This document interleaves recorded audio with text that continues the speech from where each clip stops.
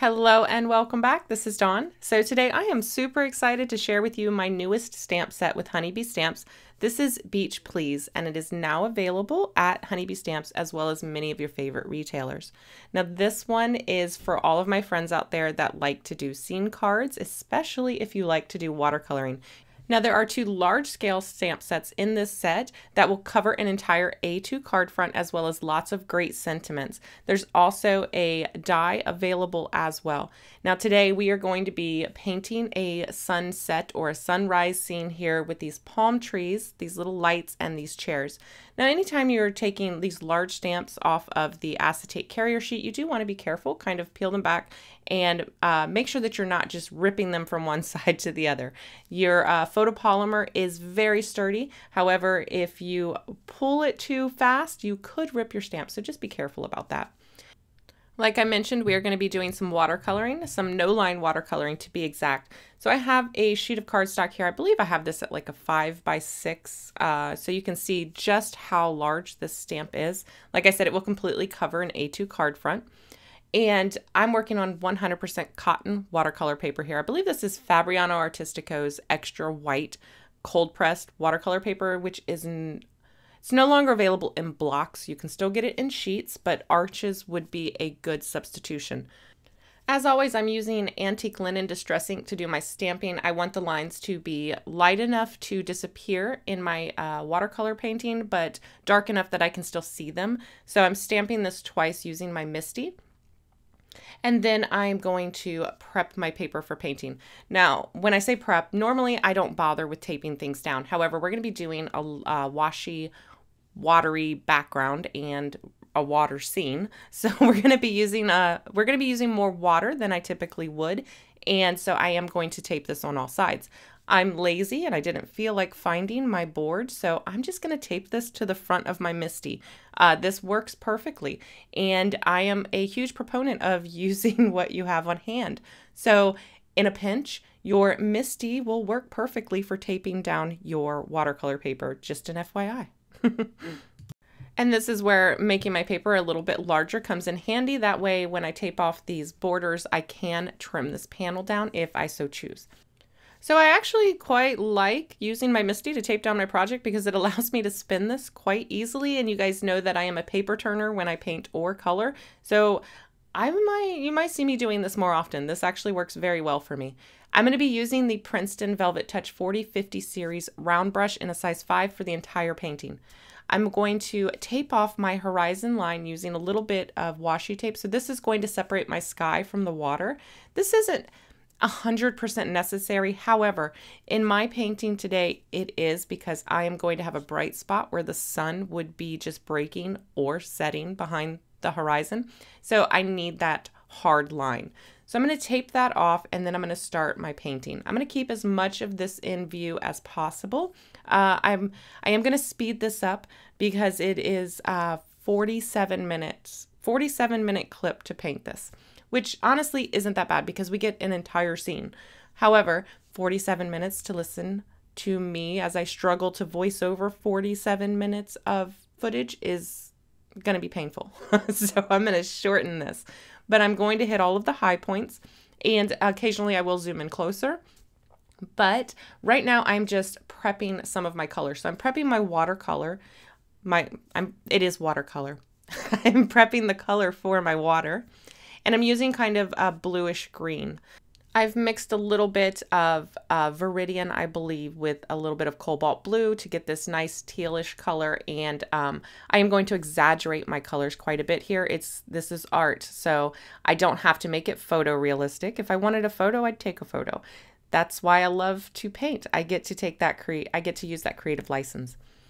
All right, so here you can see I'm going wet on dry, so my paper is 100% dry. I'm not pre-wetting it, and I'm taking a pretty dilute concentration of this watercolor, So more water than pigment, and I'm going straight onto the dry paper, and I'm using almost a dry brush technique in some areas. So I'm putting the pigment or the watercolor onto my brush, and then I'm just swiping it loosely across the surface of the watercolor paper, and I'm allowing it to skim and skip some spots. Those white areas, that white part of the paper, is going to serve as my highlights, and it could be where the sun is skimming across the surface of that water where maybe it's uneven, some waves, things like that. So don't feel like you have to fill this in solidly. Leave some of those white breaks. I'm mapping in where I want my mound of sand to be. So I'm coming down a little bit lower on the left and the right. I'm imagining like these chairs and these palm trees are sitting up a little bit higher than the water, maybe on we're going to pretend maybe it's our own little private island, and we're sitting here relaxing, having our drinks. Now, where some of the areas are still wet, I can drop in a little bit more pigment, and it's just going to deepen up that color a little bit. In some areas where it's dry, I can come with another layer and just kind of skim my brush across to create some darker areas. Again, don't cover up all the white. Those are going to be your reflections and your highlights. Okay, so for the area here in between the two chairs, this is where the sun is going to be meeting the horizon. So we're going to warm that up quite a bit with a little bit of coral, and I'm just going to come in a little bit heavier from the left and the right, and then I'm going to fade that into almost white or a little bit of yellow here in that center area. This is where it's going to be the brightest because, again, you'd be getting a lot of reflection from the sun itself. Next, I'm going to be working on the sand, and for that, I'm going to use the yellow ochre, which I used in my corally mixture, and I'm going to add in a little bit of raw umber and just a touch of some purple to kind of mute it down a little bit, and then we're going to start painting in our sand. Again, we're painting wet on dry, and I'm using that same dry brush scumbling motion in some areas to allow the brush to skip across the surface of the paper and leave some white areas. And then once I've got a good layer of this down, I'm going to come in with another layer and just deepen up some areas underneath the chair, underneath the rocks and the trees, just to deepen that up because there still would be some shadow reflections from these objects sitting on the sand. And then later we can come in and deepen up those shadows even more. But for now, we can just kind of map those in. Now that my water layer is pretty much dry, I can come in and add a little bit more punchy color to it. Again, like I said earlier, I really wanted to intensify and exaggerate these colors because it's my art. I can do that. And I'm also going to warm up the sand just a bit where the sun would be, reflecting off of that sand and warming it up just a bit. Likewise with the shadows, it's going to be a little bit cooler. So I've added a little bit of the burnt umber into my mixture and mapping in those shadows and deepening them up just a little bit.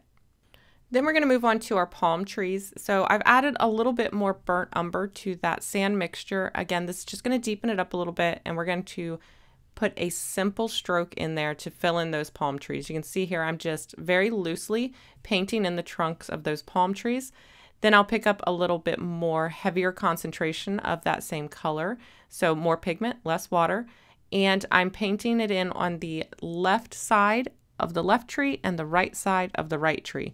So again, we've got that sun in the middle. So we know that the highlights and the light source is coming from the very center of our painting. And so the left and the right side of each object will be darker. That'll be our shadow.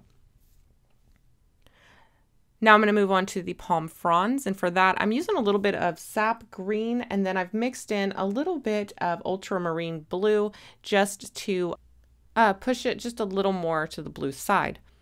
Now I'm being very loose and suggestive with these palm fronds. So I will paint one side of the palm frond, and then I will paint the other side of the palm frond. So here you can see I put in my line, paint the left side, paint the right side, and move on to the next one. You'll also notice that I'm varying my color here. So some of the fronds I've leaned more brown, so they're kind of a brownish green. Some of them I'm leaning more blue. So we have that brighter grass green, some blue greens, and then even some brownish greens. This is just going to add a lot of interest because we're doing a more of a looser painting, not so much detail. We're going to add the interest by varying our colors. So that's just something that I tend to do in my own personal paintings. Loose and expressive means I'm going to pay a lot of attention to the color differentiations and the color tones, and I'm going to add my interest there. So again, we're just hitting some of those palm fronds again with a little bit more of a deeper color there. And then in the very center, adding a little bit more of that brown, because the very centers of your palm trees have this, I don't even know what the center of a palm tree is, but it's brown. It's like the crown of the palm. There we go. I knew it was in there in that word bank somewhere. I'll repeat this same process with the other palm tree. And then once those are dry, I can come in and add some more depth of color. Watercolor always dries back lighter, so you want to come in and add those deep darks to add a little bit of contrast and to make the other colors pop. So I'm going to go ahead and do that on both of my palm trees, and then I will also do it on the trunks of the palm trees. Now that those have dried back and we've added that darker green in the fronds, the trunks are looking a little bit pale. So I'll take a little bit more of that burnt umber, and what did I use? Burnt umber and raw umber, and we'll deepen it up by adding just a touch of some Van Dyke brown, and then we'll use that for our shadows there. You can see I'm not pulling a straight line down the side of the trunk of the tree. I'm being very spotty and just adding touches of it here and there.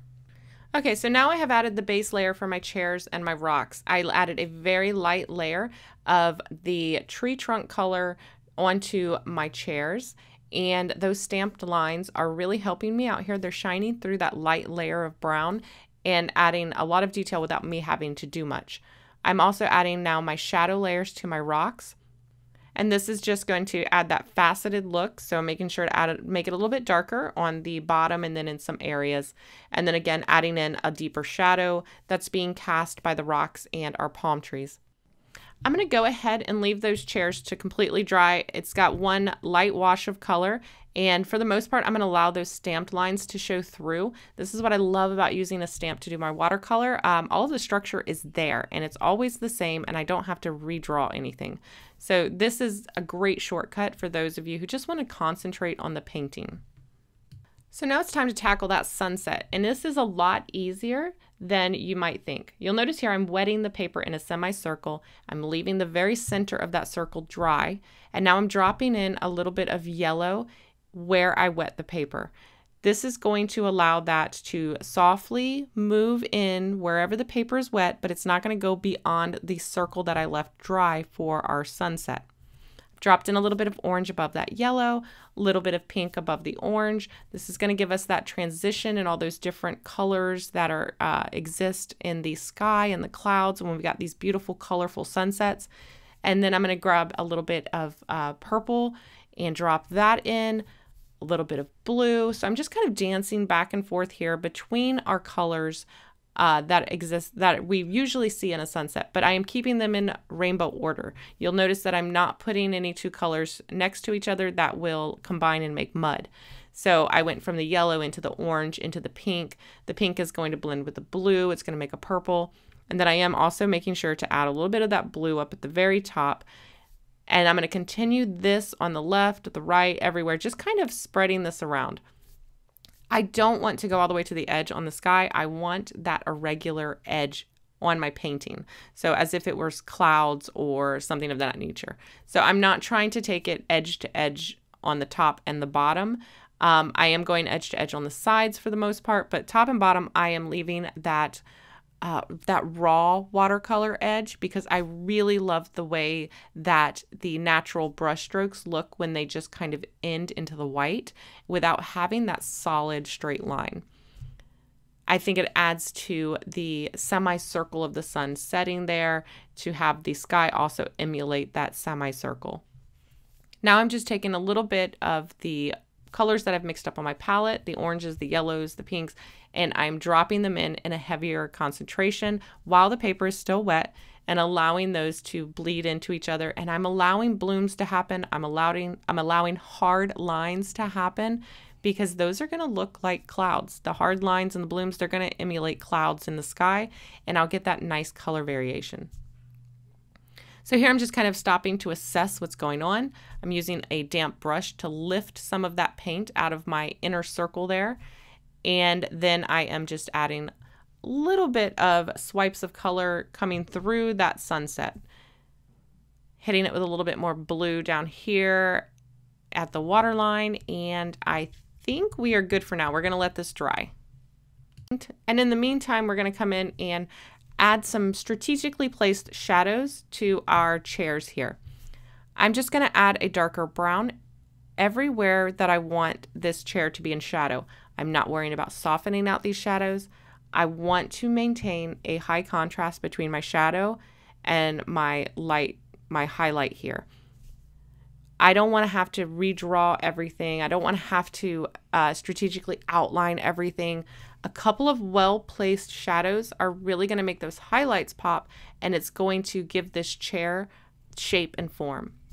So here you can see I'm just adding a little bit more shadow to the inside of the chair there, to the seat base of the chair, and then a couple of shadows on the chair legs. So here I'm just adding a stroke of dark color on the right side of each chair leg, a little bit underneath the arm of the chair, the back legs here, and then right underneath the seat. And then that is pretty much all these chairs need. Don't overwork the chairs. They will turn into blobs of brown. You need to maintain those white highlights. And we are very close to being finished here. I just needed to add in some vegetation here around the base of the trees, maybe some seagrass or some sawgrass, just some little strokes of green here in varying colors, and then a couple little dots well placed to make it look like maybe there's cattails or sea oats or something of that nature. But super simple, super easy. Again, don't try to overdo it. I should have stopped here, and I did overdo it just a little bit, but it wasn't horrible. So I was happy with how it turned out. And once it dried, it was time to remove the tape. So when you remove your tape, make sure that you are pulling it back on itself and away from the project. That way, if the painter's tape does happen to rip the cardstock or the paper, it's going to rip it away from your painting and not into your painting. It's very common for watercolor paper to get just a little bit of rip. You can see there, it's pulling off a top layer, but because I'm pulling it down and away from the project, anything that it rips, it's going to rip away from my project, not into my painting. And then I'm going to wait for this to be fully dry before I add those lines in for the lights between the palm trees. But off camera, I did paint 2 more, so let's go ahead and review all of the cards. So I opted not to trim this down too much. I think I got it down to 5 by 5.5, and I left that raw torn edge there that's indicative of watercolor paper. For my string of lights here, I just added a few gems, and I think that that worked out perfectly. Now this will still fit in a 5 by 7 envelope, but I just loved the composition of it. I didn't want to trim it down any further. Now, an alternate way to do this would be to just simply stamp this in black and then watercolor the same way. Here, I didn't want to keep it too neat. I allowed myself to go outside of the lines, and this gives it that nice like ink and wash look. And then finally, I wanted to show you how you can get another look out of this stamp set by just simply inking up only a portion of the stamp. Here you can see all I did was ink up the left side of that stamp and then stamp it onto a smaller piece of watercolor paper, and then I just watercolored it pretty much the same way. This time I decided to do a day scene, and I didn't even bother with a harsh horizon line or anything like that. I just love the softness of this one, and I will most likely do a free live class on this one in my Facebook group, W+9 Encourage Creativity. So there you have it, today's finished cards. Hopefully you enjoyed this look at Beach Please, and you learned a little something in the video. If you did, don't forget to give it a thumbs up, and if you haven't already, make sure that you're subscribed so you don't miss any of my future videos. I will have all of the products used in today's cards listed and linked in the description box below. As always, I want to thank you guys so much for watching, and I will see you next time. Bye.